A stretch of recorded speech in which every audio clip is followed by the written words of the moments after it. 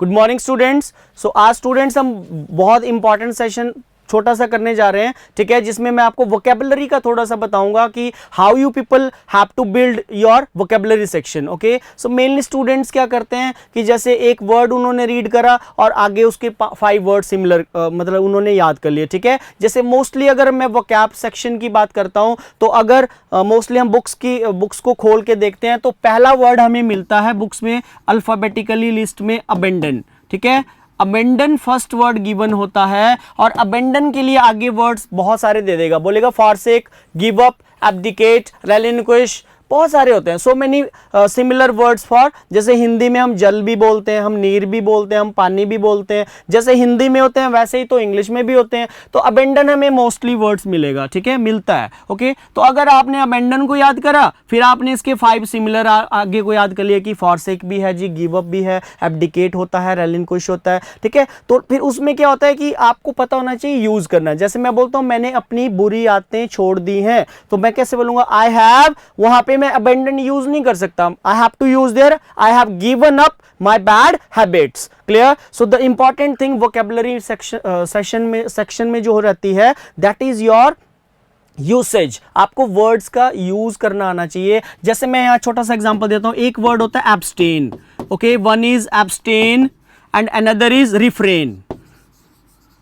तो मोस्टली बड़े common word हैं दोनों ही, एब्सटेन और रिफ्रेन के साथ ग्रामर का कॉन्सेप्ट उठाएं तो प्रेपोजिशन फ्रॉम लेते हैं दोनों। अब ये जो एब्सटेन होता है इसका मीनिंग भी दूर रहना होता है, रिफ्रेन का मीनिंग भी दूर रहना होता है, लेकिन एब्सटेन फ्रॉम अ थिंग होता है। We should abstain from alcohol. Alcohol एक इज अ थिंग, तो थिंग्स से दूर रहने के लिए हम एब्सटेन यूज करते हैं, लेकिन मैं बोलूंगा we should refrain from drinking alcohol. Drinking alcohol is what? Habit. So refrain from a habit use होता है, abstain from a thing use होता है। क्लियर? तो हमें ये चीजें क्लियर होनी चाहिए। तो वोकैब का जो एक मेथड होता है जो मुझे लगता है कि स्टूडेंट्स को उसी मेथड को अप्लाई करना चाहिए, वो होता है या तो वोकैब आप करो रूट वर्ड्स के थ्रू, रूट वर्ड्स होते हैं, कुछ रूट्स होती हैं, ठीक है, या सेकंड मेथड होता है स्टोरीज के थ्रू, ठीक है। स्टोरीज के थ्रू जैसे मैं बोलता हूं, जैसे एक वर्ड मैंने यहां पे लिखा अकॉम्प्लाइज, काफी न्यूज़पेपर में आता रहता है word अकॉम्प्लाइज,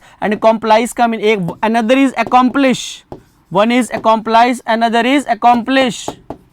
okay, so accomplish means to fulfil करना होता है, पूरा करना होता है। I want to accomplish my parents dream. But ये जो अकॉम्प्लाइज होता है ये ऐसे आता है न्यूज़पेपर में, जैसे चोर तो पकड़ा गया साथ में उसका अकॉम्प्लाइज भी पकड़ा गया। इट मीन्स होता है पार्टनर इन क्राइम। क्लियर? काफी न्यूज में आता है, मतलब मैं चोरी कर रहा हूं, आप मेरा साथ दे रहे हो, तो आप मेरे क्या बने वहां पे? अकॉम्प्लाइज। क्लियर? तो जब मैंने छोटी मतलब मेरे पास एक स्टोरीज का हमारे पास कंटेंट्स है वो आपको मैं प्रोवाइड करूंगा, ठीक है। तो जैसे मैं बोलूंगा व्हेन आई वाज किड, जब मैं छोटा था, when I was kid my younger I used to tell my younger brother that keep on watching outside whether my mom is coming और नॉट। क्लियर? क्योंकि मुझे बटुओं से जो है, पर्स से जो है पैसे निकालने हैं। आप देखना मेरे भाई को मैंने बोला कि कहीं मेरे मदर या फादर आ तो नहीं रहे हैं। तो in that particular case who am I am a thief and who is my brother, वो मेरा क्या बना वहां पे? कॉम्प्लाइज। तो एक स्टोरीज के माध्यम से हम करेंगे इसको, ठीक है। तो डेली आपको पीडीएफ की फॉर्म में हम जो है कुछ स्टोरीज पे जो है स्टोरीज बना के उन वर्ड्स को यूज करके तो आपने उनको जस्ट रीड करना है।